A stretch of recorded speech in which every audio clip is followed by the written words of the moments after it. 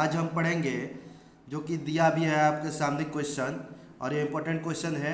लिखा है कि यदि अल्फा और बीटा समीकरण दे दिया है 2x² - 3x + 5 = 0 के मूल दे दिया गया है। यानी कि समीकरण के मूल अल्फा और बीटा अगर दे दिया गया हो तो पूछ रहा है कि α² बीटा प्लस β² अल्फा का मान क्या होगा। ये क्वेश्चन काफ़ी इम्पोर्टेंट है और यह प्रायः आता रहता है परीक्षा में। तो आज इस क्वेश्चन को हम लोग सॉल्व करेंगे। सबसे पहले हम देखेंगे कि यदि अल्फा और बीटा इस समीकरण के मूल होंगे तो मूलों का योगफल और गुणनफल क्या होगा। तो हम लिखे हैं कि यदि अल्फा और बीटा समीकरण 2x² - 3x + 5 = 0 के मूल हैं तो मूलों का योगफल यानी कि अल्फा प्लस बीटा, मूलों का योगफल होता है अल्फा प्लस बीटा की बात अगर किया जाए तो alpha plus beta equal to होता है -x का गुणांक बटे में होता है x² का गुणांक, यानी कि x के गुणांक को हम बोलते हैं b, जो कि x का गुणांक है। x² के गुणांक को हम a बोलते हैं और अचर पद को c बोलते हैं। तो अल्फा प्लस बीटा बराबर होता है -b/a, यानी कि x का गुणांक बटे में x² का गुणांक। तो माइनस है, पहले से ये माइनस लिखे हैं। अब यहाँ पे देख रहे हैं कि b का मान -3 है तो यहाँ हम रखेंगे -3, a का मान 2 है तो यहाँ पे हम 2 रखेंगे।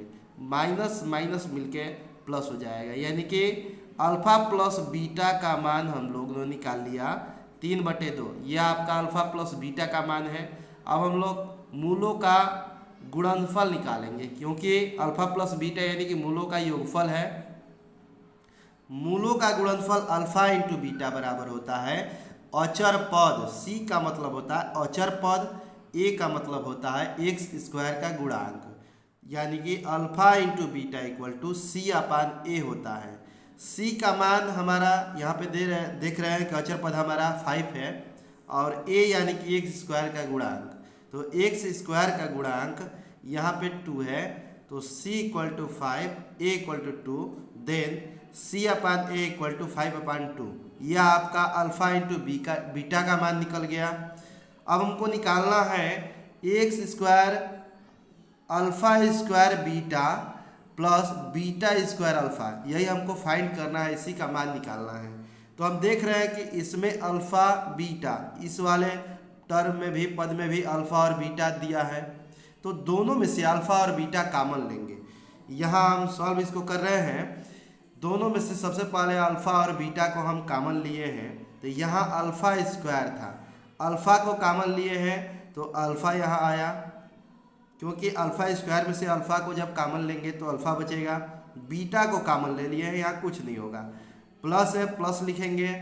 β² अल्फा में से अल्फा बीटा को कॉमन लेंगे तो β² में से बीटा को ले लेंगे तो केवल बीटा बचेगा। अल्फा से अल्फा यहाँ कॉमन लिए हैं, यानी कि अल्फा प्लस बीटा बचेगा। अब यहाँ पे हम देख रहे हैं कि कॉमन लेने के बाद हमको मिलता है कि अल्फा × बीटा, और यहाँ इस ब्रैकेट में मिलता है अल्फा प्लस बीटा, जो कि इसको हम बोल सकते हैं कि मूलों का गुणनफल और इसको बोल सकते हैं मूलों का योगफल। अभी हम गुणनफल निकाले हैं अल्फा × बीटा का मान 5/2 और अल्फा प्लस बीटा का मान निकाले हैं 3/2। तो यहाँ हम पुट कर देंगे अल्फा × बीटा के जगह पे लिखेंगे 5/2 और अल्फा प्लस बीटा के जगह पे लिखेंगे 3/2। अब हम क्या करेंगे, मल्टीप्लाई कर देंगे, 5 से 3 में मल्टीप्लाई करेंगे तो 15 हो जाएगा, 2 से 2 में मल्टीप्लाई करेंगे तो 4 हो जाएगा। यही आपका क्वेश्चन हुआ, ये आंसर अल्फा² बीटा प्लस β² अल्फा = आपका आंसर आ जाएगा 15/4। Thank you.